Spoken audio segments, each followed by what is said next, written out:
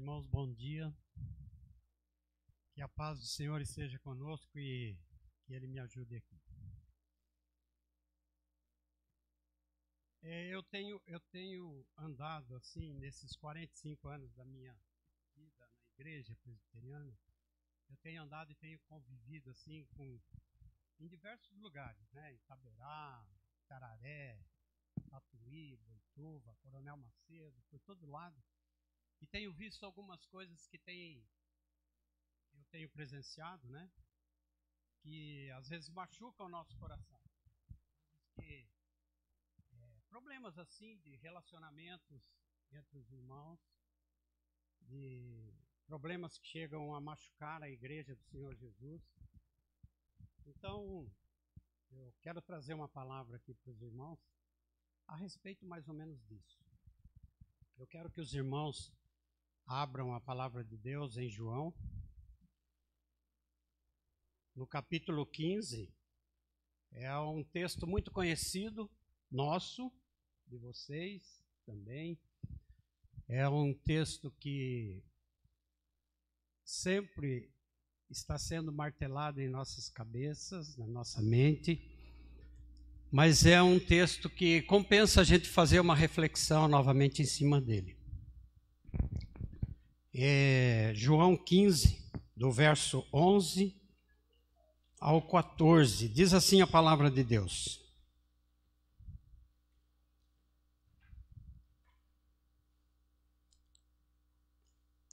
Tenho-vos dito essas coisas para que o meu gozo esteja em vós e o vosso gozo seja completo. O meu mandamento é este, que vos ameis uns aos outros, assim como eu vos amei. Ninguém tem maior amor do que este, de dar a alguém a própria vida em favor dos seus amigos. Vós sois meus amigos e fazei o que eu vos mando. Eu só faço uma pergunta aos irmãos. O que significa amai-vos uns aos outros, como temos ouvido constantemente? E eu respondo. Trata-se de amar o outro como Jesus o ama, isto é, acolhendo-o como ele é, perdoando e remindo os seus pecados, cuidando fielmente dele, tornando-o irmão ou irmã até a morte, até depor a vida por ele. Há uma forma no amor cristão, um estilo determinado por Jesus e por ele testemunhado no Evangelho do Senhor. O que Cristo, ressuscitado e vivo, está anunciando a você nesse texto? Ele é o bom pastor e nós as suas ovelhas, correto? Que nos deixou um mandamento último e definitivo que nos dá um espírito consolador, que ao lado do Pai ele intercede por nós, correto? Mas vamos deter, portanto, nos momentos finais de Jesus, descrito no capítulo 13, antes da Páscoa, durante a ceia, quando, pois, o diabo já ter dominado o coração de Judas, sabendo ele que o Pai ter confiado tudo em suas mãos, e veio e estava voltando para Deus. Jesus levantou-se da ceia, Jesus lavou os pés dos seus discípulos, para que com isso ele pudesse se revelar como Senhor e Mestre, e ao mesmo tempo se fez servo. Servo a ponto de dar a vida por eles. Depois anunciou a traição de um deles, Judas. E aqui eu pergunto, e por que este último chegou a tanto? É certo que só Deus conhece o abismo do coração humano. para que este chegasse ao ponto de entregar o seu mestre. Atentem para isso agora, meus irmãos. Quando há a presença de alguém que tem o olho mau, lá em Mateus 20:15 diz sobre isso, fala sobre isso. E em seu ser mantém vivo o preconceito que se torna eficaz antes mesmo de ter escutado. Quando alguém alimenta o rancor, então é melhor calar. Não por bloqueio psicológico, mas por submissão. É o que a palavra de Deus nos ensina. É melhor calar. E o que Deus vê é que no Filho entregue naquele ato sublime, resplandece mais do que nunca o amor de Jesus. E também o seu próprio amor. Aquele de quem deixa tal entrega que ela ocorra e se consuma.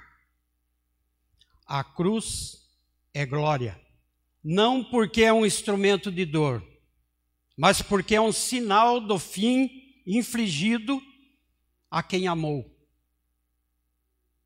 a quem é justo, a quem livremente por amor depôs a própria vida por nós e por outros. Logo, essa glorificação se manifestará mediante a intervenção de Deus, que dará ao Filho de volta essa própria glória. E como? Ressuscitando da morte em uma manifestação de glória. Essa glória vinda de Deus, no sentido de que Deus tem o peso, Deus tem o controle da história, a ponto de decidir os eventos que dão a salvação. Uma vez indicada essa hora, que chegará em breve, faltando já pouco tempo do êxodo deste mundo ao Pai, Jesus expressa suas últimas palavras, a sua última vontade para com os seus discípulos. E ele dá a eles um mandamento que resume toda a lei. Um mandamento novo, ele fala, não porque sejam palavras novas, dirigidas por Deus aos fiéis ali, mas no sentido de que é último e definitivo, depois do qual não haverá outros.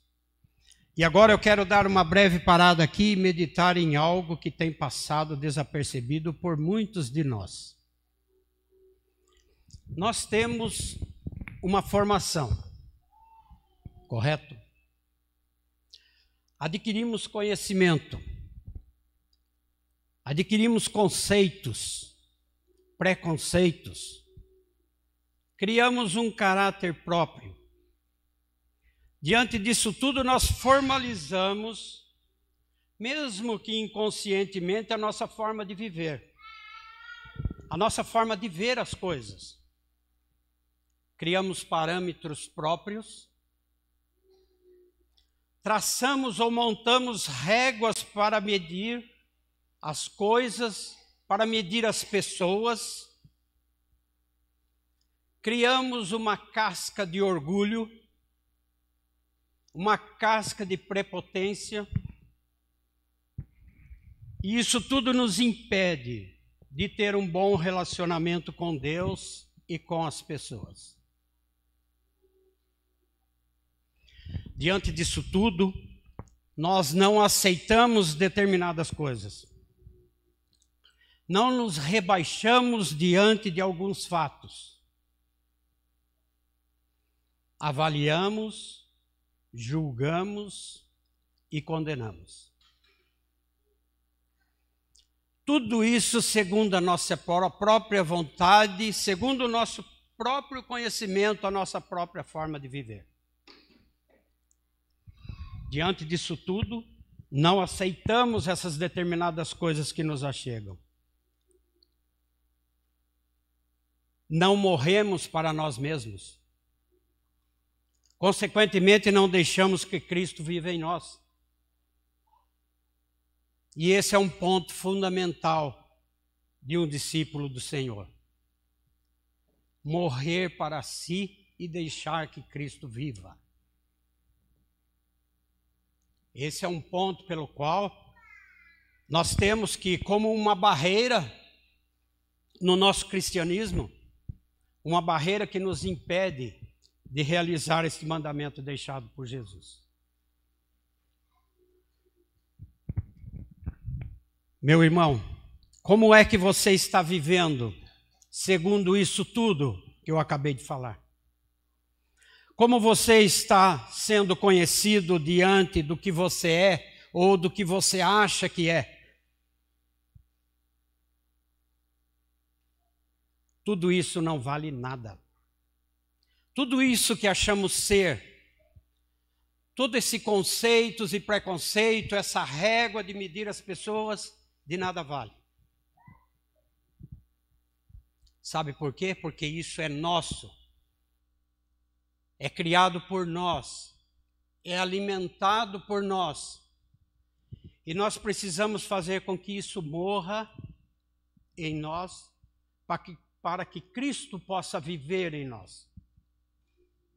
É esse o detalhe que nos leva a bons relacionamentos, que nos leva a cumprir o que Jesus nos diz: de amar uns aos outros. E é pela falta de nós conseguirmos fazer isso, é que relacionamentos são quebrados. Igrejas são divididas, e muitas vezes um caos se instala em nosso meio, e depois, bem no final, vamos nos aperceber disso. E como você se sente quando você se depara com a palavra de Deus que diz para você que isso tudo que você é ou que acha que é não vale nada? Acho que você, assim como eu, já leu e ouviu muitas e várias vezes estas últimas palavras deixadas pelo Senhor Jesus. Eu peço a atenção dos irmãos aqui nessa colocação, que Jesus, neste momento, bem nos seus momentos finais, ele expressa. Ele diz assim, no verso 12 de João 15, amai-vos uns aos outros, como eu vos amei, assim também vós deveis amar-vos uns aos outros. Simples, mas profundo. Não são palavras para serem meramente palavras. Nisto, ele continua, todos conhecerão que sois meus discípulos, se tiverdes amor uns para com os outros. Nós percebemos que isso foi dito assim, de uma forma, por Jesus, com muita ternura, de uma forma muito carinhosa, chamando os discípulos de filhinhos. Jesus revela aos discípulos o essencial de tudo e sobre tudo, e ele dispara essas palavras: amai-vos uns aos outros. Talvez nós esperaríamos um amai-me de Jesus, mas em vez disso ele diz amai-vos, dirigindo-se diretamente aos discípulos ou a nós.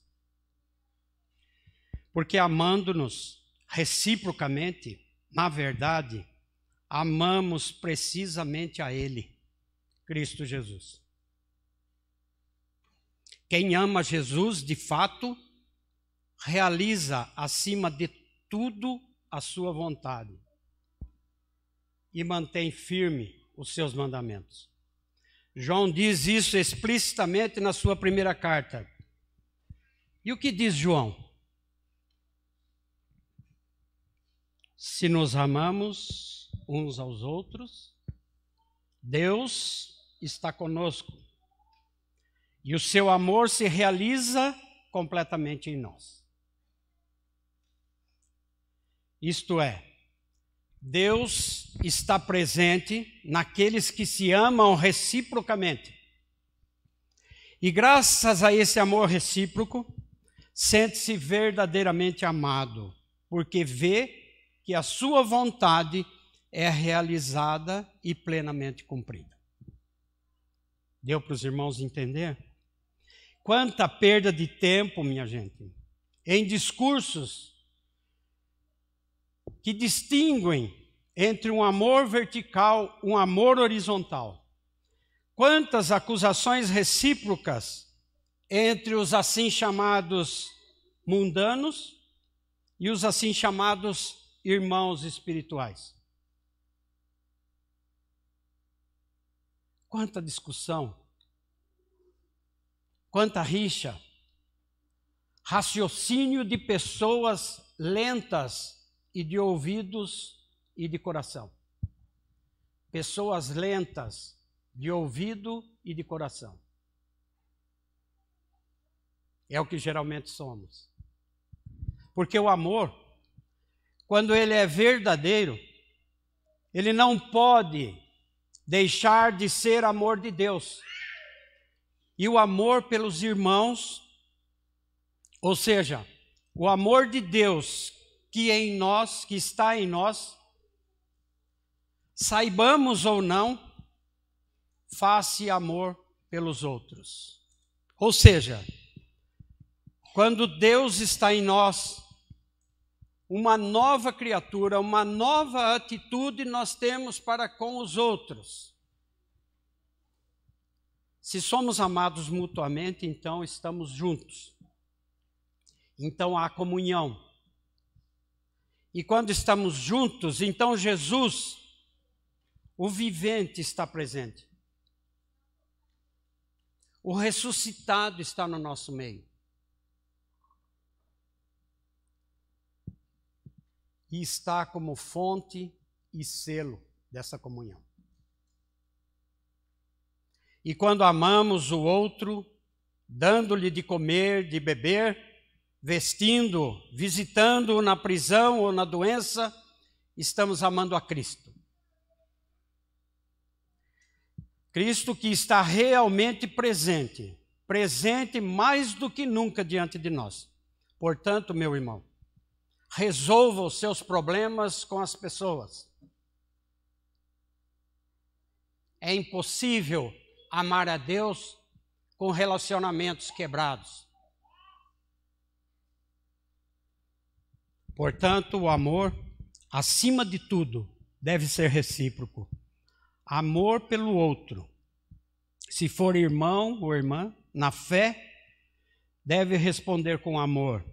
O amor recíproco, o amor de um pelo outro. Mas em todo caso, o discípulo de Jesus, atentem bem para isso, deve sempre amar o outro. Quer responda ou não. E aí que está a dificuldade. Amar o outro, quer responda ou não. Porque este é exatamente o amor de Jesus Cristo, que é sempre gratuito e foi por nós. Não pagamos nada por isso. Enquanto houver um fragmento de amor vivido entre os humanos, Deus está presente. Deus está vivo. E Cristo estará sempre entre nós.